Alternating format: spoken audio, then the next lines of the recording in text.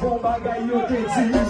te di moun ka fou, nou pa kwe ane ya, nan mouri en décembre, tout moun di we ane ya, konti mo eton